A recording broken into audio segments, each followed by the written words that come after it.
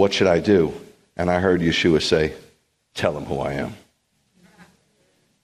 Tell them who I am. So that's what I'm going to do. I'm going to tell you who he is. Now, we went over 6 weeks, over an hour each week. So you have, the average sermon today is like 25 minutes. You have 18 sermons, 18 weeks of sermons in today's economy. And it was very scholarly and very theological. And I'm not a theologian. I'm not. I know some people think, I think I have good theology. After reading the Bible and studying it, I think I understand doctrine and God's doctrine, but I am not a theologian. If you think I am, you think wrong. And if God told you I am, he didn't tell you. Okay, theologians are different animals, but every man of God and every teacher of God should have excellent theology. Okay, their doctrine should be spot on, it should be biblical. This is something different. So let's just, without further ado, I just wanted to give you a preface it so you'll understand why we're going in this direction. Let's go to the first slide, if you wouldn't mind. Okay, we're in John 21. It's the last chapter of the universal gospel. John is written to everybody. There's the gospels. The reason why there's 4 is because they really have 4 different audiences. And I can't get into the bits and bytes, but just like there's 4 living creatures and there's 4 directions and there's 4 colors in the curtain that separates the holy place from the Holy of Holies, there's 4 Gospels. And Matthew, was written to the Jewish people. It speaks about Yeshua being king. They were looking for a king. Okay? And also it has a very distinct Jewish genealogy. Mark was written to the Romans. The Romans wanted power. They were all about strength. So they wanted the bullock. They didn't want the lion. They wanted the bullock, the servant, the one who would give their life for people. And if you look at Mark, it's very short because it doesn't speak much about teaching. Mark is not a lot. It speaks of miracles, power. And then, of course, Luke is a beautiful gospel, probably the most beautiful, really. But this was written to the Greeks because the Greeks were philosophical and they were trying to find the perfect man. And that's why Yeshua is referred to as the Son of Man, not the Son of God. But John is a very power-packed gospel. It's very universal. It's for all people, anybody, anywhere in the world. And it really speaks to Yeshua's divine and unique identity. This is the very end. This is the last Torah. Now, we know that he taught the disciples for 40 days. But guess what? Nobody knows what he taught. And for you to postulate is really a mistake. Do me a favor and do yourself a favor. Don't put words in God's mouth. You have enough in the Bible to postulate. So we don't know. We don't know. And guess what? If we were supposed to know, it'd be recorded.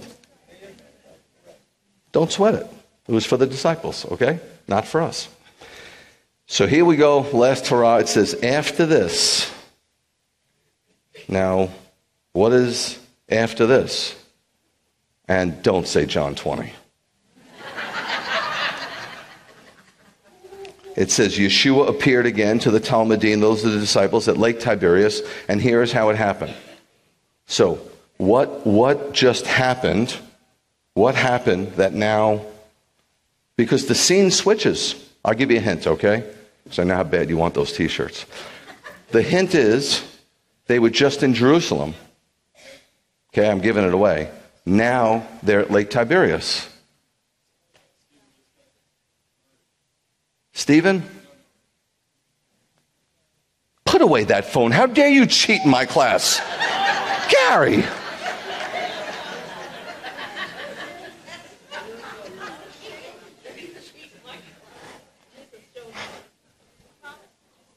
I need hands. Remember?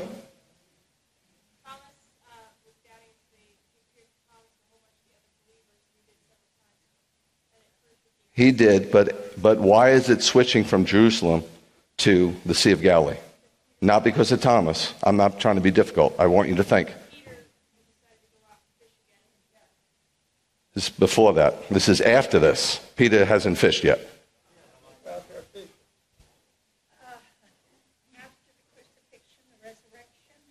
The crucifixion, the resurrection did happen, my dear, but why were they in Jerusalem and now why are they in the Sea of Galilee?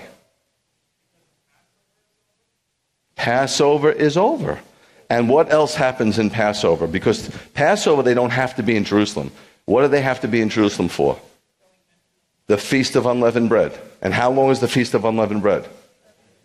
7 days. So that has transpired. That's why they were in Jerusalem. They have to be there. Every Jewish boy, no matter where they live, has to go to Jerusalem, according to Deuteronomy 16:16. If they didn't, they'd be violating the law. They'd be in sin. So they're there. But after this, it's over. So what do you do when a feast is over and you're in Jerusalem? You go back home. You don't want to keep spending money at an inn, and you don't want to keep sponging off your friends.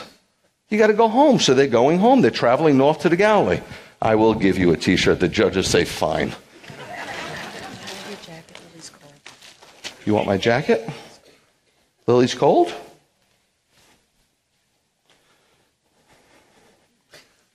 Yes, sweet pea.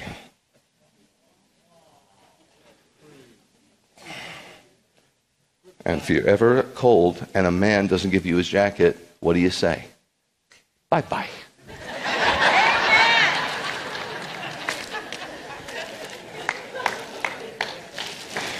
You know, I don't know what to give you. Just pick one of these, and then you hold on to them, and then you're going to distribute them as the right answers come. Okay. So, Passover's over. Now, it tells us later in John, why do I do this? Do you think I do this to show you that I know something? You'd be so wrong. You wouldn't even know me. I want you to learn how to study and understand, because it is a sad state of affairs that a Jehovah's Witness after a year knows their Bible better than a Christian after 30. You're being stunted. You're being stunted. It's not right. It's not fair. So it says later on that he appeared. This is the third time. This is third appearance post-resurrection. When was the other two? Post-resurrection happened in chapter 4. Anyone? He appeared to Mary at the tomb. When in the upper room. When was that? When does it say? Well, you've been preaching for 70 years. Are you kidding me? It's not even a high-quality T-shirt. I'm only kidding. I was only kidding. Give him a T-shirt. He gets a T-shirt. Yeah, he appeared to the disciples that night. Okay? And the reason why I'm doing this is not goofing around. I'm trying to set something up. And Thomas wasn't there. So he appeared to Thomas about a week later. And give one to Billy too. A week later. Okay? Thomas wasn't there. So he appears to the disciples because they don't believe it. He says to Miriam of Magdala, not Mary Magdalene. That makes her out to be Greek. She was Jewish. Everybody's Jewish so far, okay? It's a Jewish place. It's all Jewish. The whole faith is Jewish, okay? Yeshua wasn't Jewish. He is and always will be, and coming back that way. Anyway, Miriam of Magdala, the place called Tower, and she tells these guys, Yeshua resurrected. You think they believed her? Of course not. So he's doing a beautiful thing. He's helping dispel their doubt. And he shows up that night. They're all there except for Thomas. He knows all things, so Thomas is doubting, so he shows up a week later and takes care of Thomas's doubt. Because Thomas has a mission. You can't have no doubt when you got a mission for the Lord. There's no room for that. So he takes care of that. Now it's after this. How much after? A day, 3 days? Your guess is as good as mine, but I think shortly thereafter. And the disciples are found on the Sea of Galilee. The feast is over, and Yeshua now is going to take care of something quite beautiful. The story, to me, is the most stunning and beautiful story to show Yeshua's heart. More than hailing the lame or the leper or the lost. This is amazing to me. So because God gave me the opportunity to teach on it, I shall. So the Lord appears to them on Lake Tiberias, and John is about to tell us how everything went down. Now, let me say something. I'm going to repeat it twice. Everything that was recorded happened, but not everything that happened was recorded. And that's not my opinion. That's John 20, 30, 31. Okay? So if you will allow me some artistic license, what I like to do is paint a picture. I'm not a fundamentalist where I read words and just repeat, well, it says in James 3:1. Who's James? Who is he writing to? Why are you starting in the 3rd chapter? Why are you giving me one sentence? Who would do that? Who would do that? Who could understand that? Can you imagine if you didn't know who I was or who Bernadette was and says, well, Rabbi Greg's letter to Bernadette in the 3rd chapter said, can't you be a better wife?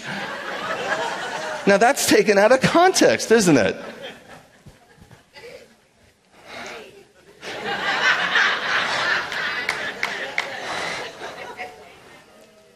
So if you'll allow me, I want to help fill in the blanks because I want you to start reading the Bible like this. And if you spent any time with me, you will. And you'll get a much deeper understanding. Because if you rent a movie and you turn off the video and just listen to audio, you're not going to get much out of it at all, are you? You need video when you read the Bible. So let's go to the next couple of verses. We don't have a lot of scripture. It's not going to be a big theology here. Shimon Kepha, Simon Peter, and Thomas. Why do I do this? I want you to get used to the fact that this is Judaic. Okay? They were together with Nathanael from Cana in the Galilee, because there's 2 Canas, so they want you to know where it was. The sons of Zabdi, James and John, and 2 other Talmudim. Who are the 2 other Talmudim? Don't know. It's not important. It's not important. Otherwise, it would have been recorded. Shimon Kepha said, I'm going fishing. They said to him, we're coming with you. They went and got into the boat, but that night they didn't catch anything. So we have 7 of the disciples present and accounted for. Simon Peter decided to go fishing on the lake, and the others said, I'm going with you. Now, this is my take. When you have somebody, a friend or a family member who's very depressed, almost suicidal, you don't want to leave them alone. My take was Peter was very depressed and suicidal. How could he not? How about if you were one of the top disciples? You were a rock, a Gibraltar of a man, and you deny the Lord 3 times. You don't think that would be depressing? Guys, you've got to read into it. You've got to get involved in the story.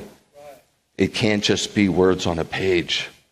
God is bigger than a God in the book. Now, I got a few questions for you. This is not for a t-shirt. These are rhetorical, but I'm trying to share a message with you. And it has to be built for you to get the impact of it. What do you do when you failed a friend? What do you do after you've cried until you're numb? What do you do after you've replayed the failure over and over and over again in your mind? What do you do after you've run yourself down and you can't think of any more names to call yourself? You find some way to hold back the pain. I don't know what that means, but if you don't, you're going to kill yourself. Because that's the only way that you can be free. And usually what people do is when they've failed, they go back to what they're familiar with. So Peter says, I'm going fishing. Now, I don't know if he was just going fishing or he was going to tie a millstone to his neck. The Galilee is pretty deep. I've swam in it many, many times. Before we lace into Peter, or before we critique Peter, I want to defend Peter because he's not here to defend himself. So I'm going to tell you that Peter was a rock of a man, a Gibraltar. of a man. Look at Matthew 4:18-20. This is very early on, as Yeshua walked by Lake Kinneret. Question: why is the name in the Old Testament called Kinneret, and now we call it the Sea of Galilee? By definition, it's not a sea. Is that a big deal? No and yes. Because what else do we mess up? It's a lake. It's not a sea, by definition. But why was it called? And I think in the first time it's called that is maybe Numbers 34:11. It's used again in Deuteronomy and Joshua. What's Kinneret mean? Well, you're going to get a T-shirt, but you didn't raise your hand. You're going to get a T-shirt. Harp. So if you look at the Sea of Galilee, it's shaped like her, and therein lies the name. Okay, just so you know. All right. So Yeshua's walking on the lake. This is where he lives. He lives up in Nazareth. He's starting his ministry. He's walking on the lake, and he's going to call his first disciples. He's a rabbi. This is nothing out of the ordinary. There was hundreds and hundreds and hundreds of rabbis, and they each had a teaching, a different type of teaching. A lot of it was similar, but there was different, you had different schools of rabbis, just like you had different schools of the prophets. And he's going to call some students that he's going to teach for a few years. And he comes upon two brothers who were fishermen, Shimon, known as Kepha, and his brother Andrew. Commercial fishermen. What they've been doing their whole life, ever since they're a little boy, because their fathers were fishermen. Fishing. All night long. And then, I know that people think this was like maybe a small guy. I don't know if have you been to churches where you see a picture of the Last Supper? What? No offense. First of all, it's Passover. It's not the Last Supper. There would not be a loaf of bread on a Passover table. I'm just saying, that's. But they're all blonde. There wasn't a Jew who was blonde. They're all white. There wasn't a Jew who was white. And they're all effeminate. They all got long hair. Do you know that Yeshua didn't have long hair? According to the book of Corinth, according to everything we know to be true. Now, somebody once said to me, Rabbi, you're wrong because he was a Nazirite. No, you're wrong. He was a Nazarene. He never took a Nazirite vow. With that being said, Peter, it wasn't like the fishermen today commercial fish. He had to pull those heavy, thick rope nets all day, all night long. And then he cleaned all the fish, and then he sold it to put some food on his table. He was a macho man. Strong. Now, what I want you to see, though, that's not what I want you to see. I just threw that in. You should give me a T-shirt. Yeshua says to him, come after me, and I'll make you fishers of men, meaning this is over for you at once.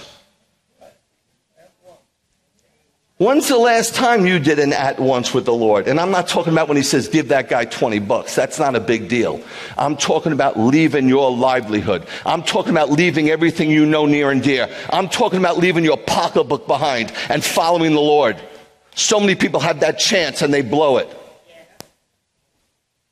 Because I can't do that, Lord. Why not? Do you know if you give up everything for the Lord, you don't think you're going to have experiences that you'll never have reading a book? You think the Lord's going to shortchange you? I was making hundreds of thousands of dollars and the Lord called me one day and I gave it up. Bernadette married a rich man. We went on a honeymoon. I met the Lord. I came back. I was cleaning toilets for $5 an hour. She married a rich man.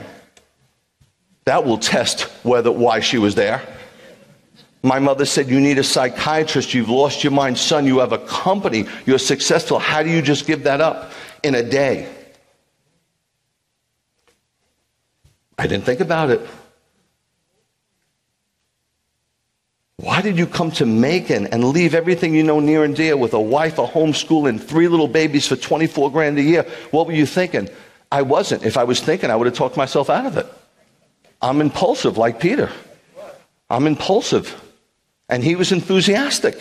He didn't think, because if you think, If you think you're going to talk yourself out of it, stop thinking and start following. Okay. That wasn't for everybody. Let's move on. At once, he gave up his livelihood. He was married. Do we know anything about his family? We know he dropped his nets and followed this man. Man, that's a strong man of God. Next, Matthew 14. I just want to build a little case for. That should be a 14. No, next. Go next. Don't look at me like that, Roxanne. I told you to correct that. Don't go. She's like this. I hope he doesn't say anything. I'm not going to embarrass you in front of everybody. What kind of person would I be? Okay, Roxanne and Denise are two that I know everybody loves. They are secretaries, administrators. I've been around. Trust me. They're diamonds in the rough. In the rough. So this is Matthew 14, okay? I want to show you how Peter displays ridiculous faith. All right? No, it's 14. Go. She messed up. See, it's supposed to be 1-4. She just put in the 4. Okay? So keep this right where it is. Immediately, that's Yeshua, had the Talmudim get in the boat. He had just fed 5,000 people. So what was he showing? I'm your provider. Now he's going to show something different. He's going to do another miracle to show I'm not just your provider, I'm your protector. Immediately he had the Talmudim get in the boat. What's he doing? He's doing something. Why did he have them get in the boat? He's doing something. When God has you do something, just follow. He's trying to do something for you. He's trying to help you. He's trying to teach you something. He's trying to deliver you of something. He's trying to inject you with faith. I don't know, but just do it. I mean, Nike didn't say just try it. Where did they get off?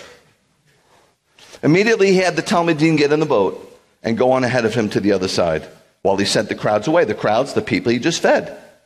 After he had sent the crowds away, he went up into the hills by himself to pray. He's going to get the juice. He's going to God before he does this. He's like, Father, film me. Night came on and he was there alone. But by this time the boat was several miles from shore. I think it's like 18 miles long by about 4 miles wide, the Sea of Galilee. And it was battling a rough sea and a headwind. Look, he's in control of the weather. So he stirred it up. Around 4 o'clock in the morning, so they're rowing. I mean, nightfall, they've been rowing, and they're going nowhere. I don't know if you've ever swam against a current, a strong current, but it's brutal. I don't know if you ever rowed into a current, but it's brutal. These are wooden oars. They were battling a rough sea and a headwind, coming right at them. Around 4 o'clock in the morning, he came toward them, walking on the lake. When the Talmudim saw him on the lake, they were terrified. I mean, it's rainy, it's windy. It would look like a ghost, an apparition. You can't see when the water's smashing against your face and the waves are coming over the boat. Waves on the Sea of Galilee? Yes. Yes, because of the cold winds coming out of the north. Yes, they've had massive waves on the Galilee. They were terrified. It's a ghost. They're exhausted. It's 4 in the morning. They've been rowing all night. They're exhausted. They can't think straight. Mentally, they're fatigued. And they screamed with fear. It's natural, man. And it's natural. Okay, look at the next slide. But at once, there we go again. There's Pete. At once. Yeshua spoke to them. Courage, he said, it is I. Stop being afraid. There's 12 of them in the boat. Who called out?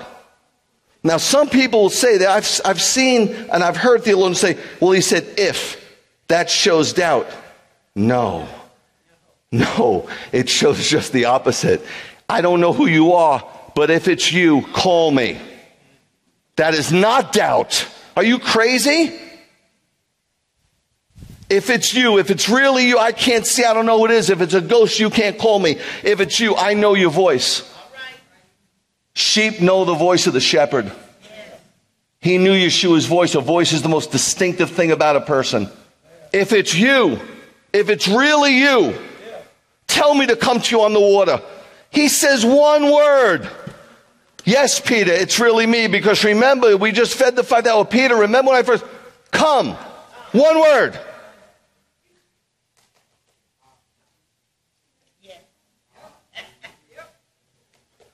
So what does Kepha do? Immediately. This is a storm. These waves. I mean, it's crazy. Is the guy looped? Who would do this? Peter immediately gets out of the boat. And make no mistake, although he sunk after a while, he walked on water. You try it. That's my boy. Next, Matthew 16. When Yeshua came to him in the territory around Caesarea Philippi, we just went over that. He said, who are people saying the Son of Man is? Well, some are saying Yochanan the Immerser, a.k.a. John the Baptist. Others said Eliyahu, Elijah. Others said Yirmiyahu, one of the prophets. But you, he said to them, all of you. You know what? Is that what they're saying about me? What are you saying about me? You know me, right? You've been with me. Who do you say I am? Nobody said a word. There was 12 of them again. Right? They spent the same amount of time as Peter did. Nobody said nothing. Peter, I don't even think he looked around and go, I can't believe nobody's saying nothing. Peter jumps in, you are the Mashiach. That's huge, guys. This is the first person to get a revelation from on high about who Yeshua was. That's huge. So let's not... Do I get a t-shirt? No. Peter gets a t-shirt. Sir, if you can give Peter a t-shirt right now, I recommend psychiatric help. Just saying. Okay, next, one more incident. Matthew 26, 47 to 51. While Yeshua was still speaking, okay, this is at the end. He's ready to be arrested. He's going to be betrayed and arrested and tried and killed. So he's giving his last words to his crew. While Yeshua was still speaking in the Garden of Gethsemane, Yehuda, Judah, one of the 12, came, and with him a large crowd. A large crowd. I don't know. A crowd is not a dozen people. Carrying swords and clubs from the head Kohanim, the temple guards, Roman guards, some other in the entourage. Maybe a couple of people in the Sanhedrin just decided, I'll grab a club. Let's go get him. The betrayer had arranged to give them a signal. The man I kiss is the one you want. Grab him. One of the worst things to do is get a Judas kiss. I've been kissed more times that way. He went straight up to Yeshua and said, Shalom, Rabbi, and kissed him. Look at Yeshua. Friend, do what you came to do. Then they moved forward, laid hold of Yeshua, and arrested him. I don't know if Judah really knew what he was doing. I'm not giving him a pass. I'm just saying I don't know if he knew the magnitude. But it's okay, because Yeshua was just using him. Nobody took Yeshua's life. I know people always say, well, my sins put him on the cross. No, his will put him on the cross. You don't get the credit. At that, one of the men with Yeshua reached for his sword. Who's one of the men? How do you know? How do you know? No, it says tells us. Where does it tell us? What are you reading? Mark? No, you're guessing.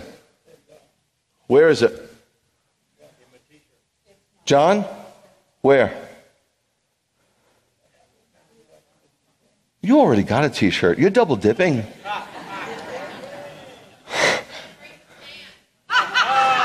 Thank you.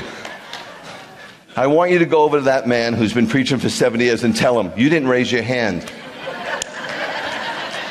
I want to witness that. No, you're right. I think it's funny. It's okay. It's good to have a good time in the house of the Lord too, you know. People are so religiously uptight, I wouldn't want to be witnessed to them by them. There's no reality. There's no genuineness in most people's witness. It's so stale and so unanointed. It's pathetic. Where is it? John where? 18. Who said it? Give him a t-shirt. Did you look it up? Did you look it up? You're looking down. You looked it up. You know what? You give me a t-shirt. Do not give him a t-shirt. Are you kidding me? It's like cheat sheets.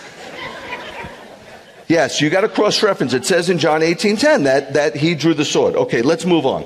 All right? So at once one of the men, Peter, reached for his sword. What? You got a crowd of people.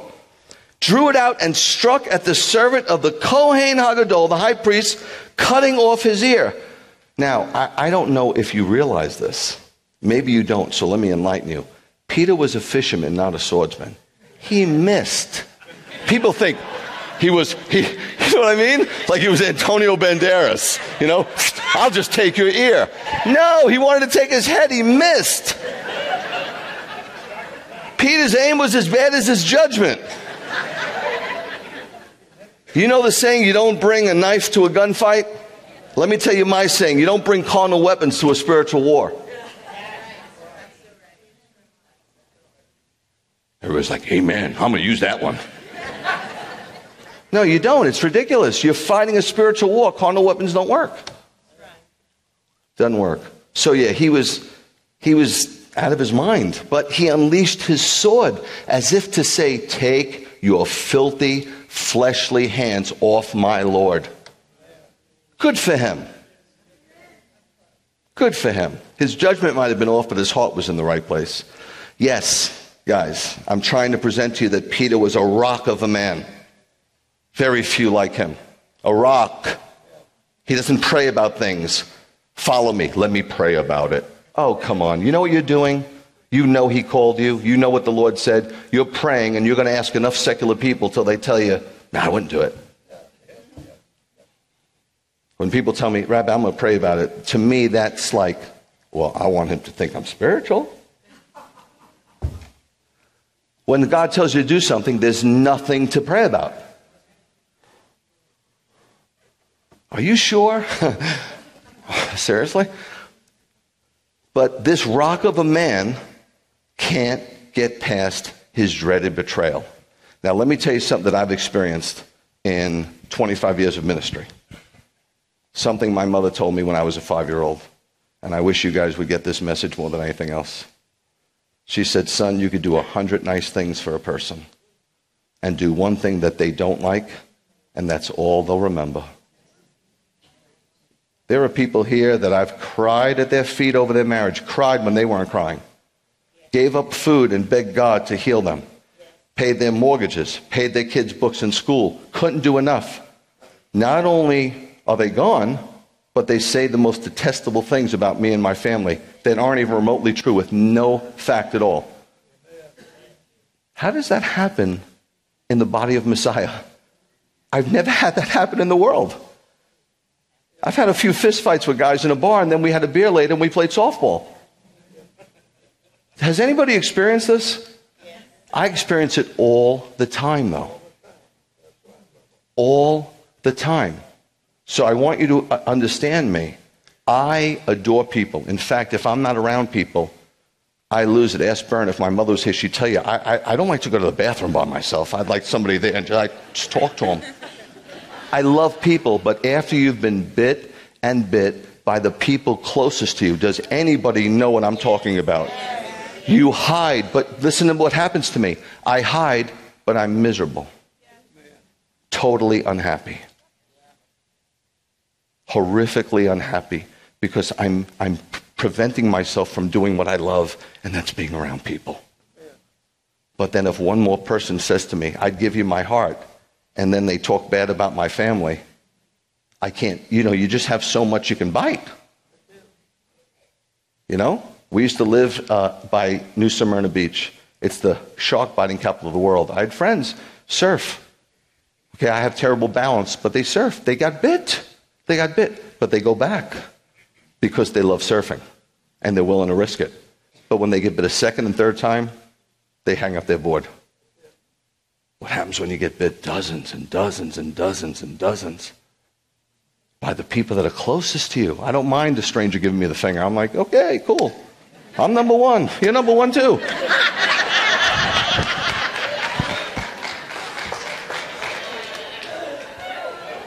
So if sometimes I seem a little aloof, don't think I don't love you.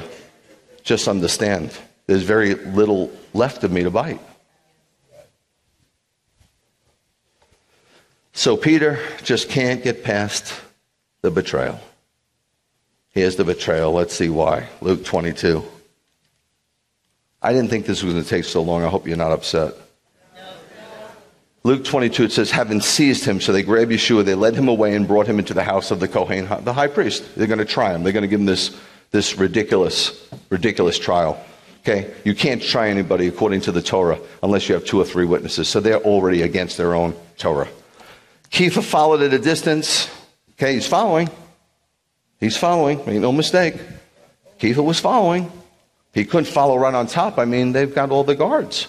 But when they had lit a fire in the middle of the courtyard, there's of course, what do you think? The high priest lives in a mansion and he's got a courtyard. So they sat down together. Kepha joined them. One of the servant girls saw him sitting in the light of the fire and stared at him and said, wait a minute, this man was also with him. He denied it. Lady, I don't even know him. A little later, someone else saw him and said, you're one of them too. But Kepha said, man, I am not. Like now he's getting emphatic. Okay? One of the Gospels says he cursed. He didn't curse at them. I don't know if you know about Judaism, but somebody would say like, I should drop dead. I swear to God, I didn't do it. And that's where they're trying to really defend themselves. Okay? Look at the next slide. About an hour later, another man asserted, so this is the third time, emphatically, he's like, come on, man, there's no doubt. We hear his accent. He's from the Galilee. We know him.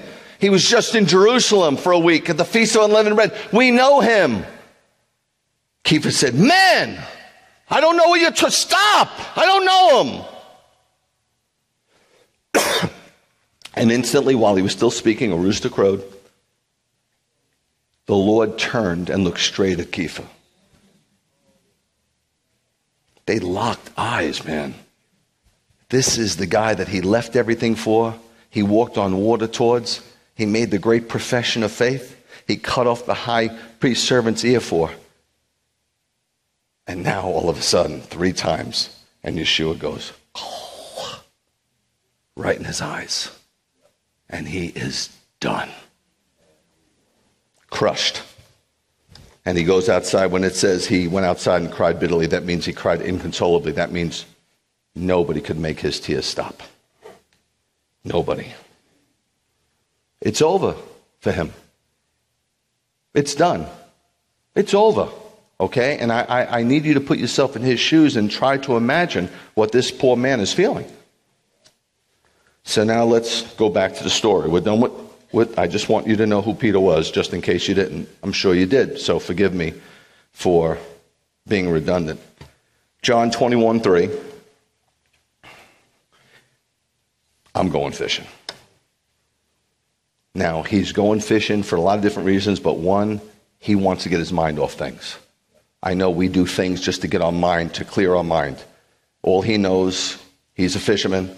I thought I was a disciple, but I'm not. I'm a bum. I'm worse than a bum. I'm worse than a worm. I don't deserve to live.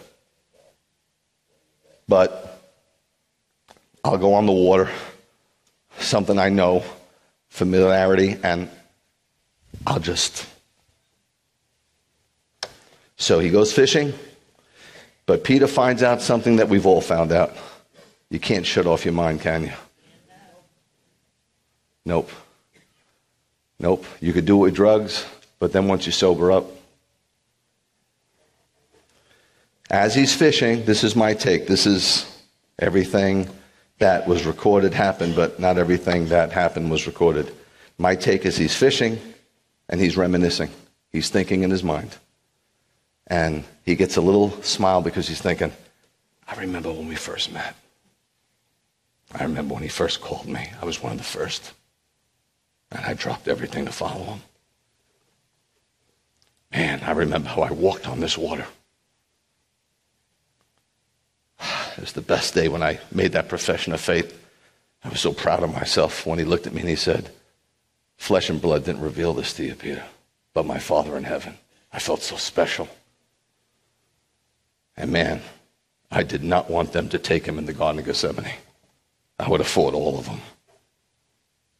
But I guess I'm just the guy who's going to be known as the one who betrayed Yeshua. So where do I go from here? I can't go back, but I can't go forward. I'm stuck. I'm stuck. He can't get his mind off the betrayal, and it's killing him. Just killing him. Let's see what happens next. However, see, just as day was breaking,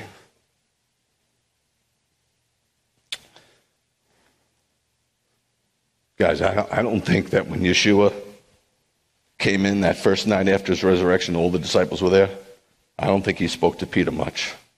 I think he hugged each one, and I think he hugged Peter and whispered in his ear, Shalom, Shalom. It's good to see you. And Peter probably just couldn't even hug him. I think when he showed up a week later, he still didn't say nothing. Peter wanted to hide. I don't want to be here. I'm so afraid that he's going to say something. And he is on a mission. And his mission is for Peter.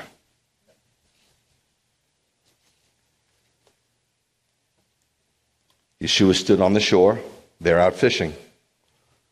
But the Talmudim didn't know it was he. I've swam almost across the whole Galilee in the morning. I like to swim, and I'm up there. And when you're 100 yards away and day hasn't broken yet, you can see people a little bit on the shore, but you don't have any clue who they are. So this is not far-fetched at all. And he says, they don't know who he is yet, but he goes, you don't have any fish, do you?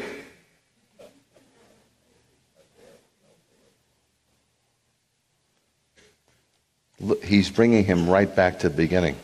Don't you remember he said this to him at the very beginning? He's doing a do-over. It's crazy. No, they answered. He said to them, throw your net on the right side. You'll catch some. First of all, if you try to do anything for the Lord without being directed by the Holy Spirit, good luck. I'm not even sure I could pray for you. But know this. When you are directed by God to do something, there are no empty nets.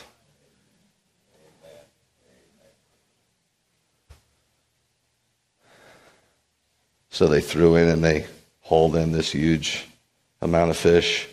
There was 153 of them. I could tell you what that means, but I'm going to leave you in suspense.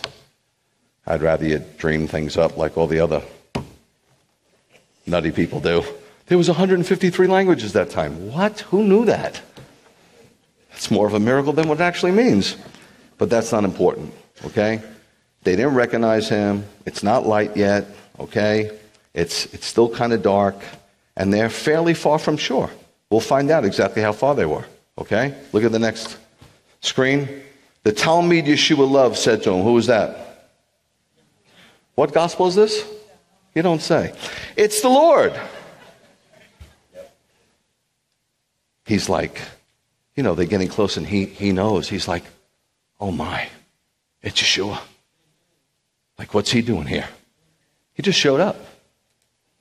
On hearing it was the Lord, here we go again. Simon showing his true character. He threw on his coat, his outer garment, because he was stripped, and plunged. You know what that word is in the Greek? It's balo. It means to let go of everything without caring where it falls. Friends, this is faith. We don't have that kind of faith, but that's the kind of faith that God wants us to have. You know that story, everybody's heard it a million times. I shared it with a pastor yesterday, where the guy's on the tightrope with the wheelbarrow, and he yells to the crowd underneath, do you think that I can push this wheelbarrow and walk on this tightrope and get to the other side? Everybody's like, yeah! And so he does it. And he gets to the other side and he yells, "Do you think I can do it again?" And this one guy's like, "Definitely." He says, "Get in the wheelbarrow." Faith isn't calculated. When you're holding on and God says, "Give me your hands," you're going to hear, "Give me your other one." Plunged in, man. I mean, he realizes it's the Lord. He is feeling awful about himself, but he's not thinking. Peter doesn't think. He acts. He's not analytical. He acts. And so he jumps in the water. It says they're 100 yards away. Now, I don't know how many of you swam 100 yards. It's not a big deal, 300 feet. But when you're going full out and you're taken in water, when you get to the shore, you can hardly stand. And I think when he got there, I think he dropped to his knees right at Yeshua's feet. That's what I think.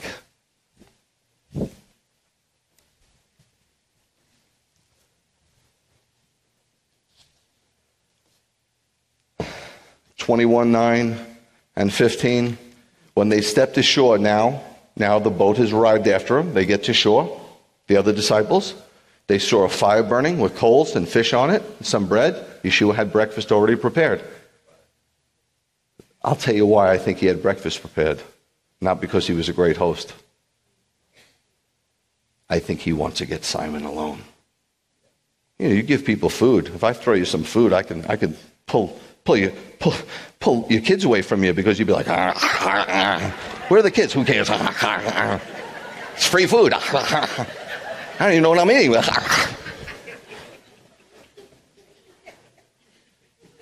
So, you know, I've been on the Galilee tons of times. They're eating. They're full. They're feeling pretty good. Yeshua never embarrassed anybody. I think Yeshua said to Peter, "Come take a walk with me."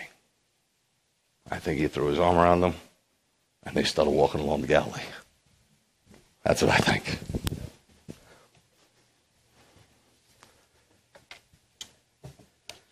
I think as important it is to hear what Yeshua did say to him, it's just as important to hear what Yeshua didn't say to him. For instance, some friend you turned out to be. I'm so disappointed in you, Peter.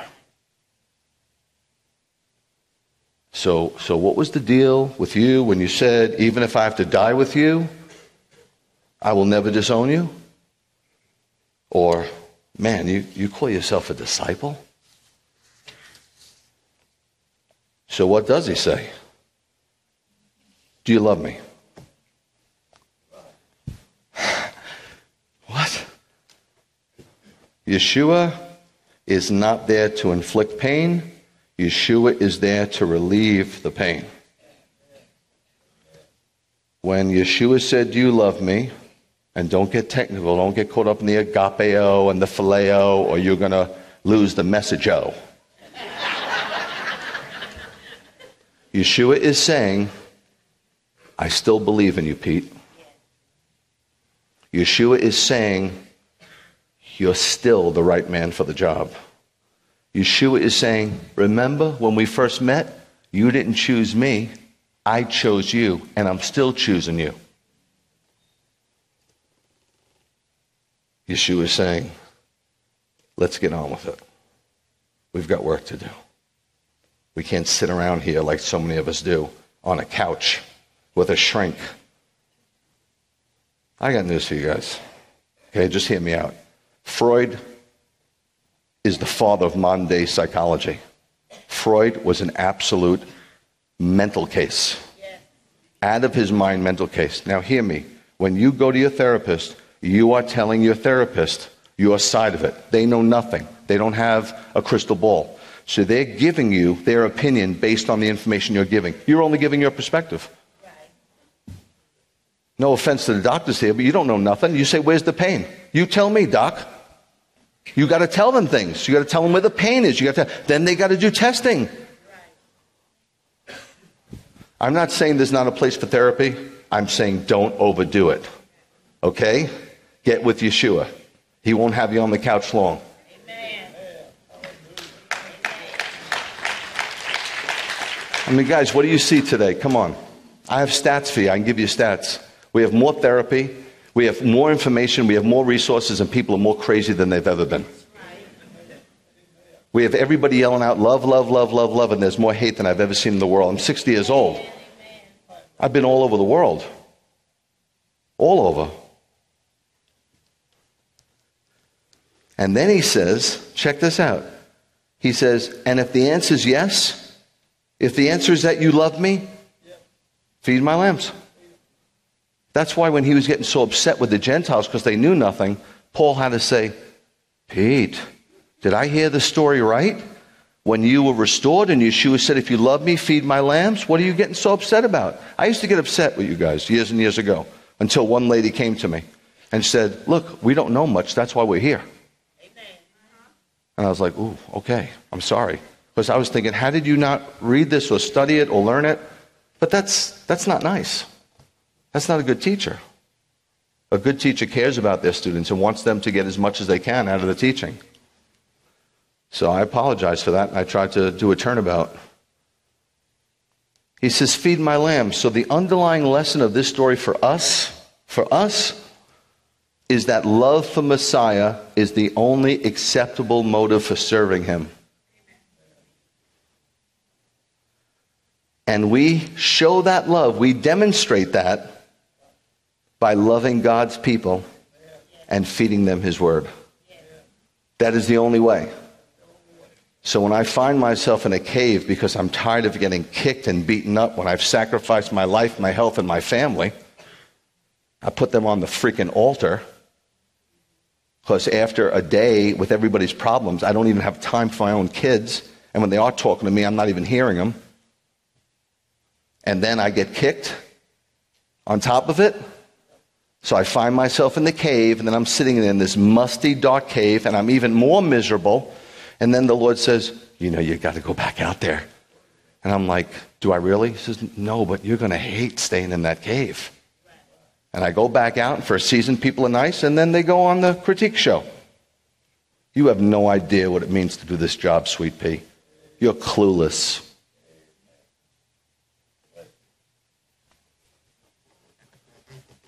But this was the great turning point for the Apostle Peter. This rock of a man, and this goes for all of you. He was a rock in his own strength. He had to be pulverized in order to become a boulder of a disciple. It happened for me. I was a rock of a man. I was just like him. Crazy, would do anything. There's nothing I wouldn't do, jump off a cliff, anything. And God pulverized me. I mean, buried me. And then he started to build me back up, and we're still in process. He would go from denying he ever knew Yeshua to just 7 weeks later, right? In fact, less than 7 weeks, because it's already a week past Passover. Maybe 5 weeks later, maybe 4 weeks. Delivering the third greatest sermon. T-shirt time. Why do I say the third greatest sermon? What were the first two? Hands, don't yell it out. Sermon on the Mount was the number one. Give that lady a T-shirt. What was the second greatest sermon? Hands. Because you know me. See, I've discipled you. You know me. 3 years. Peter. 3 years. Yes, Mick is right. The second greatest sermon was his mother's. Give him a shirt. And throw him an extra $1. His mother had the second greatest sermon. What did she say? Whatever he says, do. Whatever he says, do. But this is the third greatest sermon. He preaches a sermon, and 3,000 souls, 3,000 Jews in Jerusalem, in the temple court, come to the Lord and form the nucleus of the body of Messiah. Crazy, man. Crazy. Look what the Lord did for him. Look how he restored him. What kind of a friend inspires devotion like this? I'll tell you who. A friend who prayed for him when he was weak. A friend who forgave him when he failed. A friend who healed a painful memory. A friend who wouldn't give up on him. and a friend who first laid down his life for him.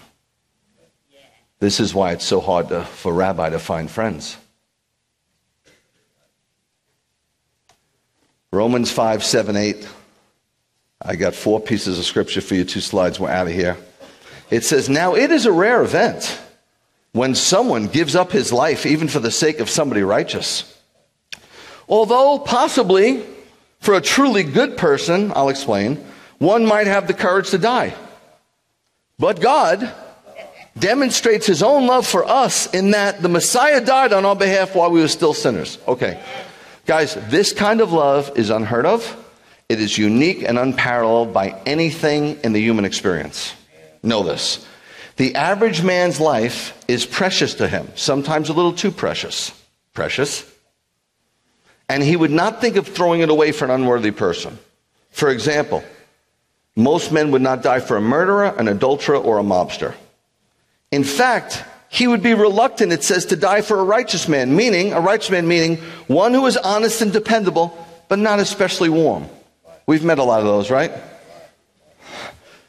It is possible, Paul is saying, in an extreme case, that he would die for a good man, meaning one who is kind, friendly, loving, and lovable.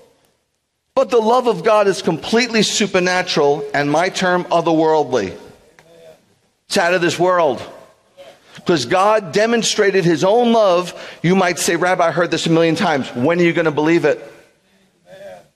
You can never serve the Lord until you fall in love with him. You will never fall in love with him until you understand what I'm about to share with you. God demonstrated his love towards us by sending his beloved son to die for us while we were still so sinful. If we try to figure out why he did it, we become baffled. We say, I don't understand. Why would you stop trying to figure out and embrace it?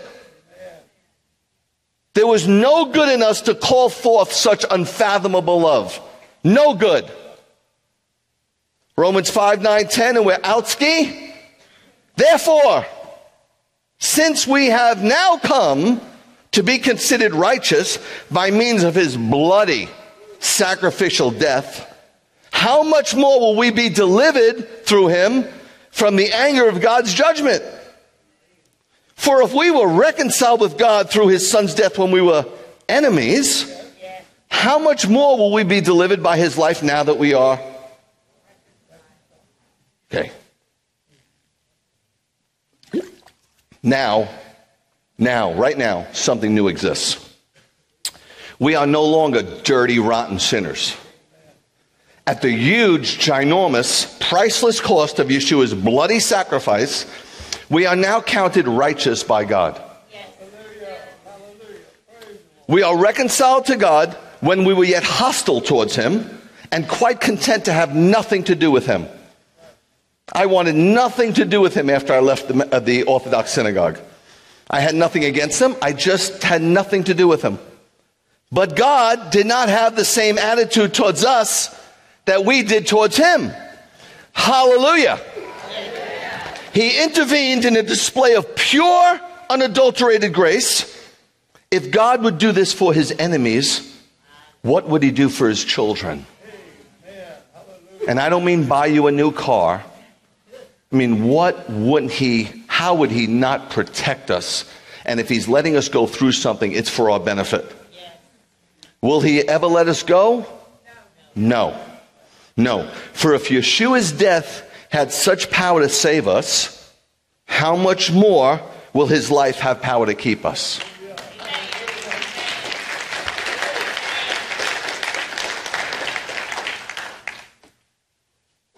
One final thought. I would imagine that once Yeshua finished with Peter and he left and Peter got back to the breakfast table, I have a feeling they wanted to know what transpired when they walked down the sea. Wouldn't you? And so I see it like this. The disciples say, so what did you guys talk about? Right? It's very normal. And Peter's saying, he just asked me if I loved him. And the disciples saying, yeah, but What do you say about the denials? And then Peter say, he never even mentioned it. All I got to say is, what a friend I found, closer than a brother. I have felt his touch, more intimate than lovers. Yeshua, Yeshua, Yeshua, friend forever. Let's stand together.